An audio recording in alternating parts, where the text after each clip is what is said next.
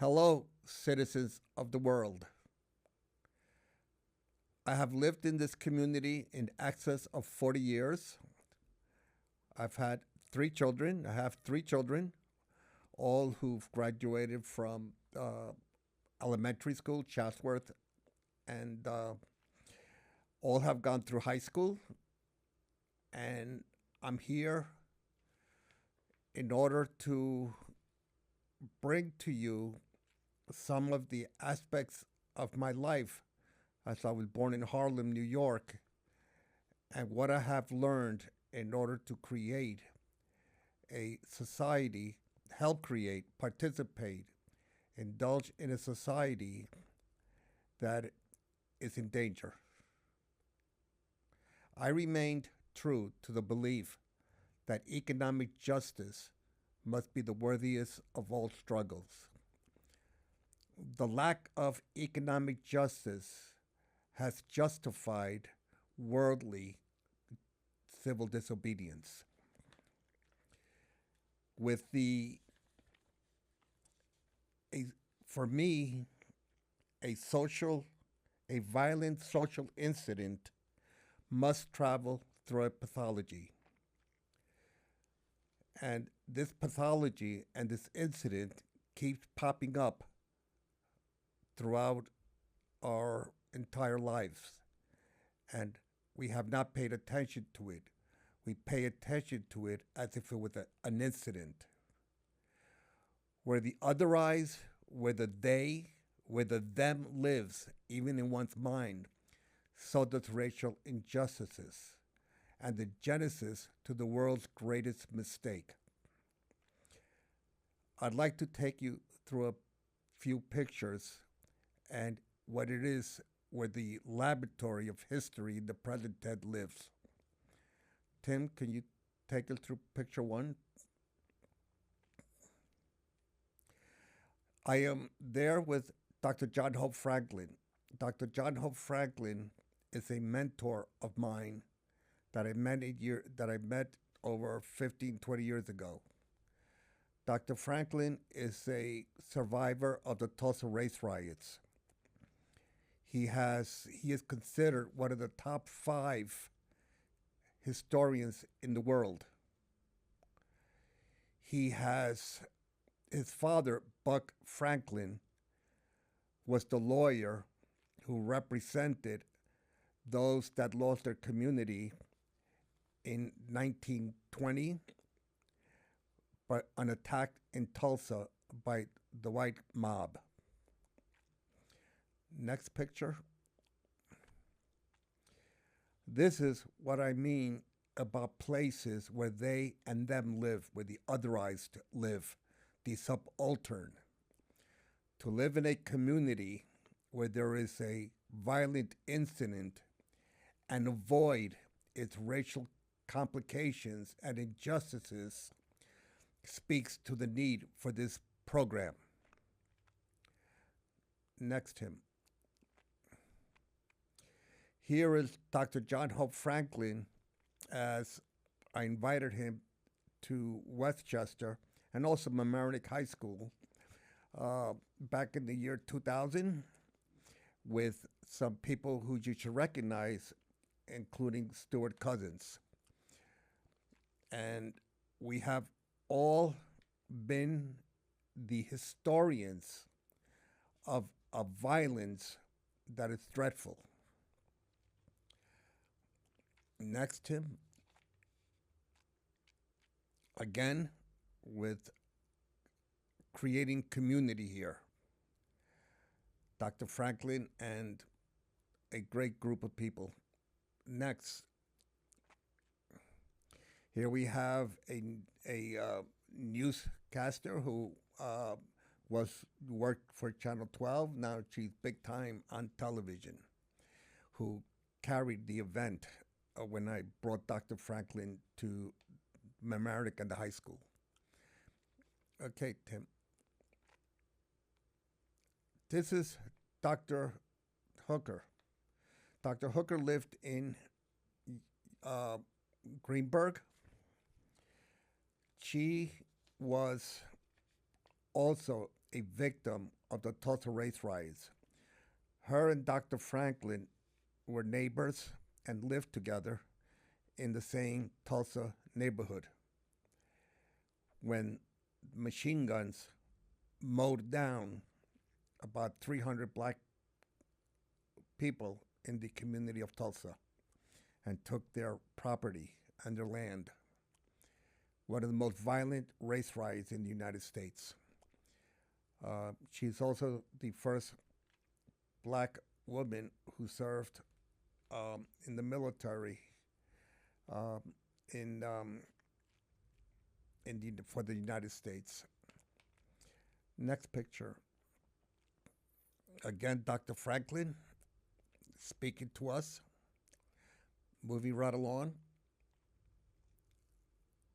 Again, me and Dr. Franklin.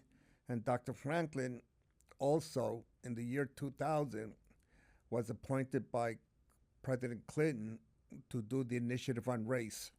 And he indicated in the year 2000, actually when he was writing the material and I was with him, he indicated that the most serious problems of the new century will be race, issues of race.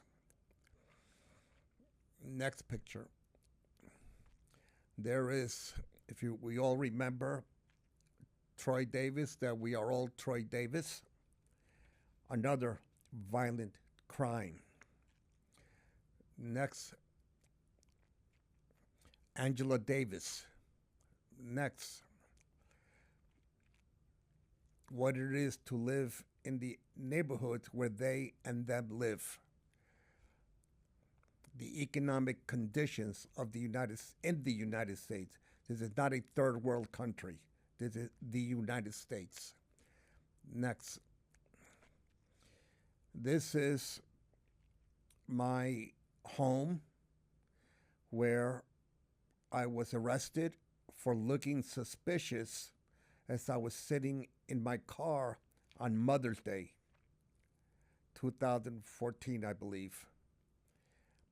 I was violently held and pushed around because, according to the police officer, I looked suspicious, and they called the police department. And this is looking suspicious after I lived in that house for about 20 years. Next picture. This is what community organizers do. Miller's Coors, during Christmas, put on their labeling can the Puerto Rican flag, and we objected to it, and we protested and forced them to remove the flag away out of the cans of beer that they were producing. The lady there that I'm with, her father is a lawyer, Harvard Law School graduate, and dedicated his legal expertise to the community in the South Bronx, and his name is Ramon Jimenez. Next. This is the organizing that I have done for the citizens of the world. Unafraid, undocumented, unafraid, and unapologetic. This was a picture taken in the Post and trying to clear the nightmares that people were suffering in detention. Next picture. I come from a long line of organizer and justice. This is my grandfather's PhD degree from the University of Venezuela, where over 14 of the presidents of South America attended. And my grandfather's degree, doctoral degree, is there. Eventually, he was assassinated for the client that he had. Next. When we talk about racial injustices, when 1999 came around, and I had a very strong relationship with the Journal News. The Journal News called me up and asked for my take on Columbine, Littleton, Colorado. And I indicated to them that what happened in Littletown is, is the first of many to come. It's written in that newspaper. And I was quoted that this will not be the first.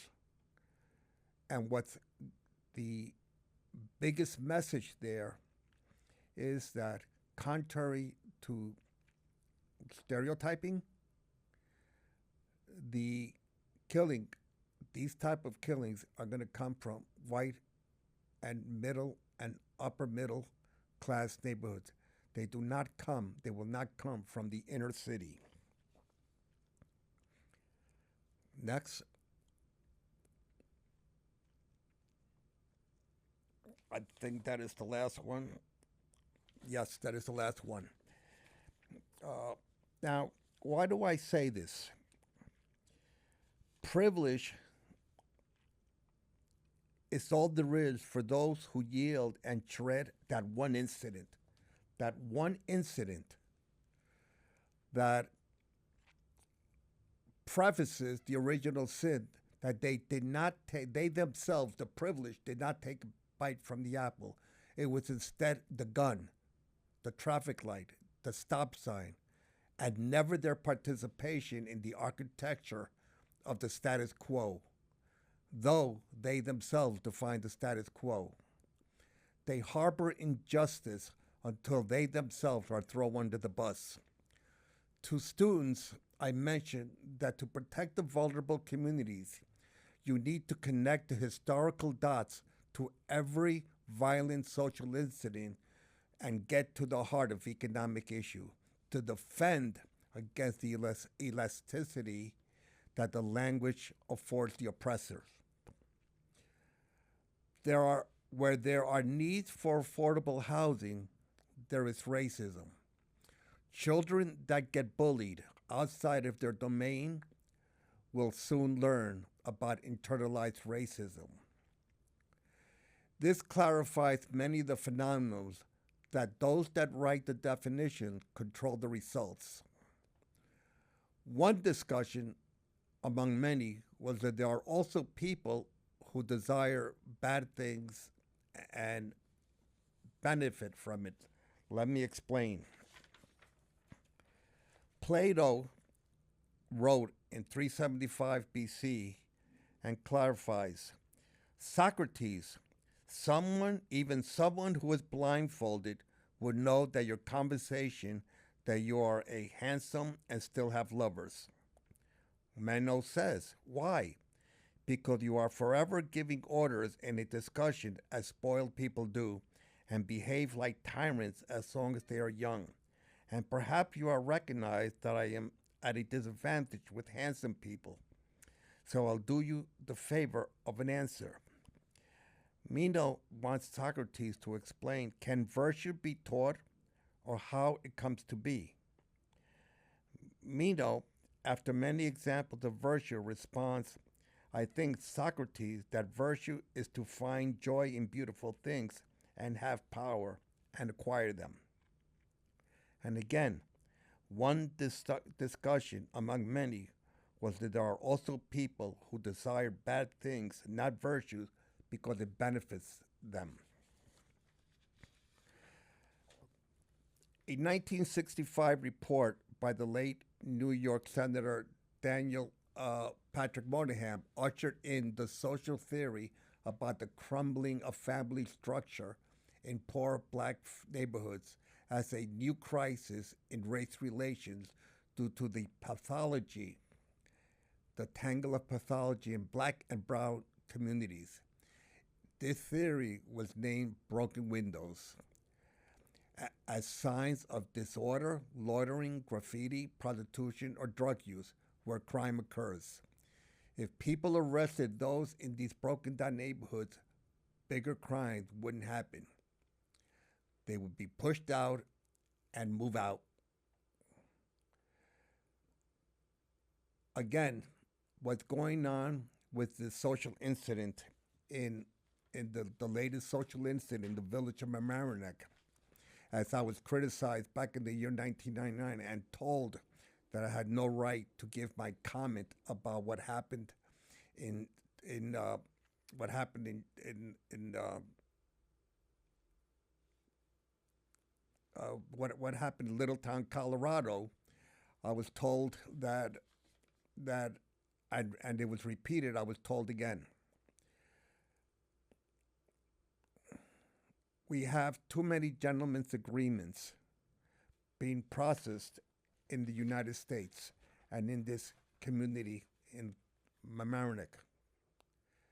I'd like you to listen to James Baldwin now.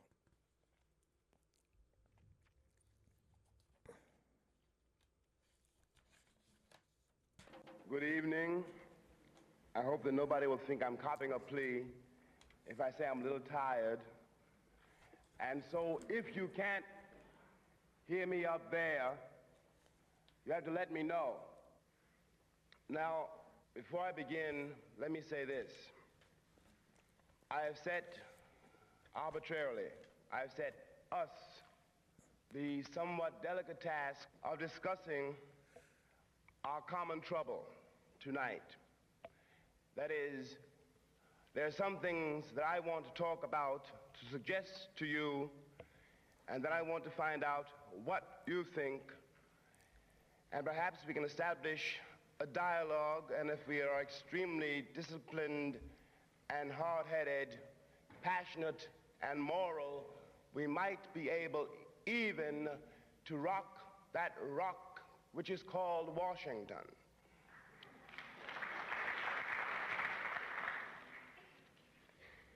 I don't think, I know in fact, that when this meeting was envisioned on the 28th of August in Washington, when Bayard suggested that we ought to have some kind of open discussion about what follows the Washington March.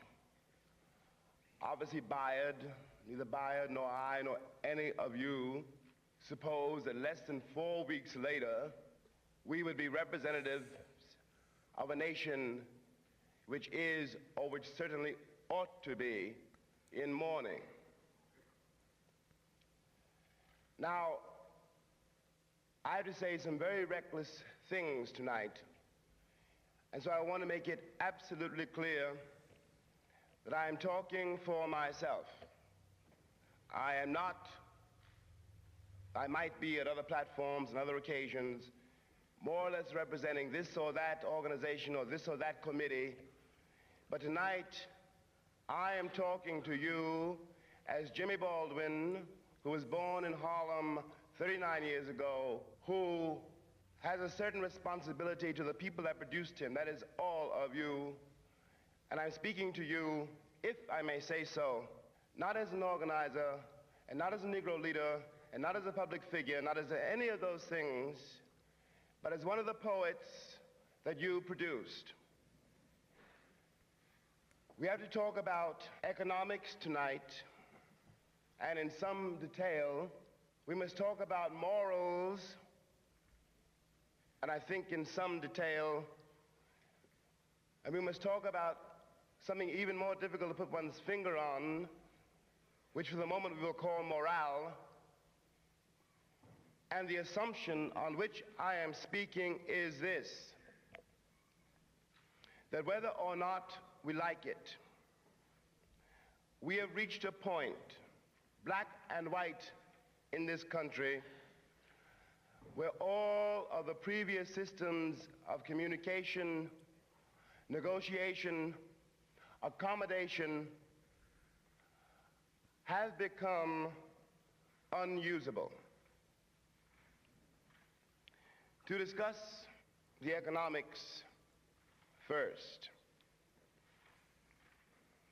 a few days ago, it was suggested by some of us, as forcefully as we knew how, that in order for the country to be unable to ignore and to forget the slaughter of 6 children in an American city,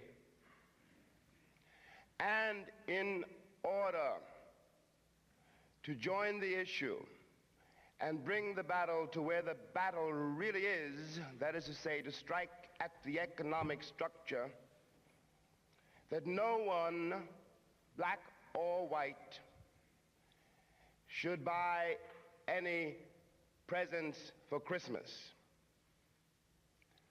I think that we should spell this out perhaps a little more precisely.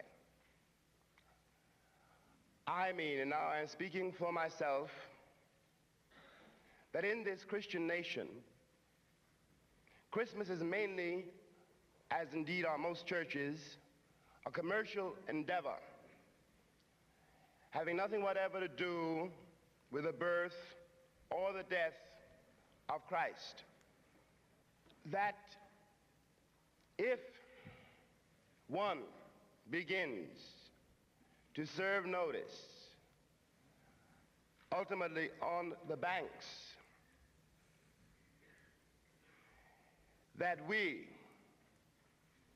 the citizens of this country, do not consider that we have the right to celebrate Christmas this year, and that furthermore, we will use every weapon in our power to force this on the attention of the American Republic, which unluckily, I have to say, has its conscience mainly in its pocketbook. I believe that we will begin to see some notion of our potential power. Let me put it this way. Before this country was established, when the country was being established, and this apart from what one's textbooks say, and in contradistinction to the television myths about the building, the discovery of America, the people who came to America, as it turns out, were neither heroes, saints, nor pilgrims. They were simply people who couldn't make it where they were. And that is why they came.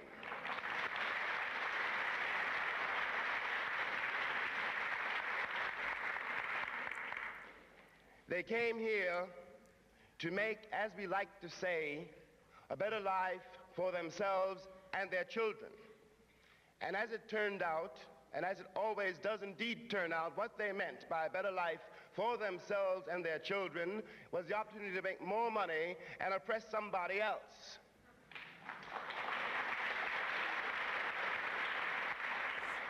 Which is what they did. The Indians have vanished, except for those we have under protective custody. And in order to build the country, it was necessary to find a source of cheap labor. And therefore, 400 years later, I represent the only man who never wanted to come here.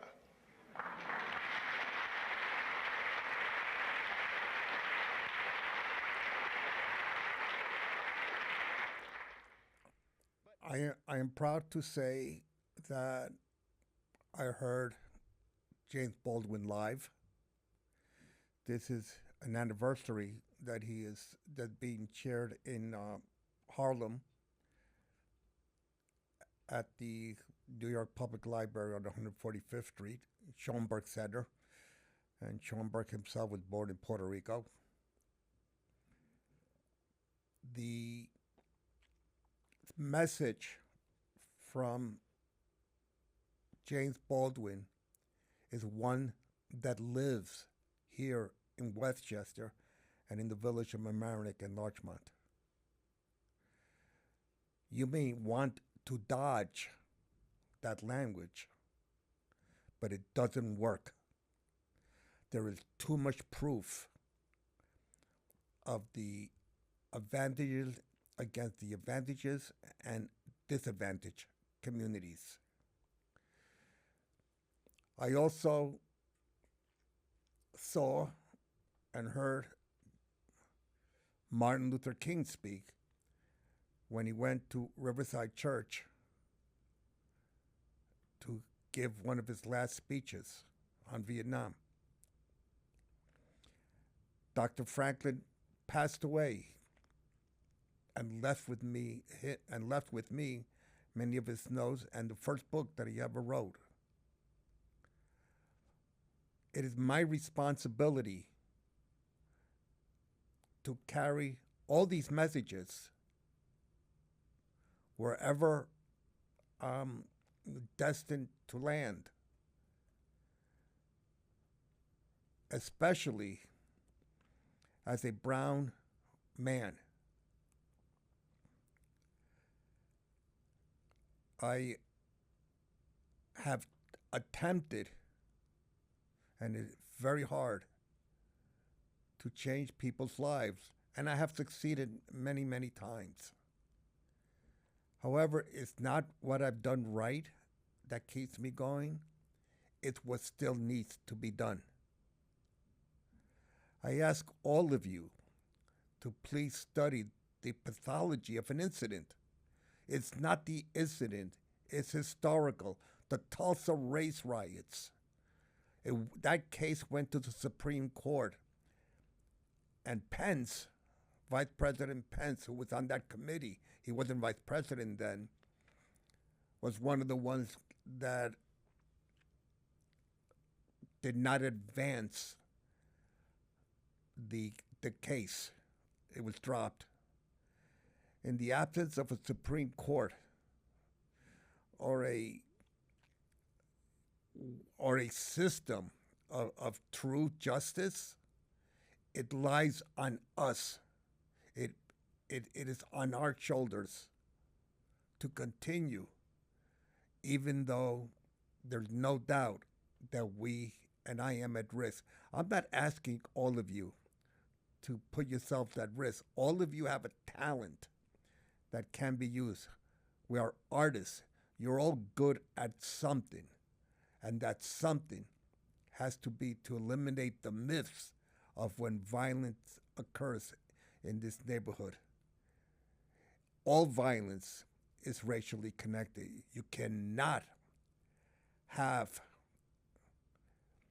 these imbalances and think that race is not part of it. You can advance to the 28th and 32nd portion of the clip from the Mamaroneck Trust meeting on 8/12, but there are more. I have been here for so many years. I have seen a lot, and we're still so far away from handing over a community to our children who can no longer afford to live here, who are entering lives, entering a circle of a mess, and it ain't gonna get better for a long time. And I thank you for listening to this, and I hope things here change, and the leadership has to change, and it's not because of a traffic light. Who's the leadership, and how can the obvious be neglected? Thank you, and I hope to return again in a few weeks. Thank you.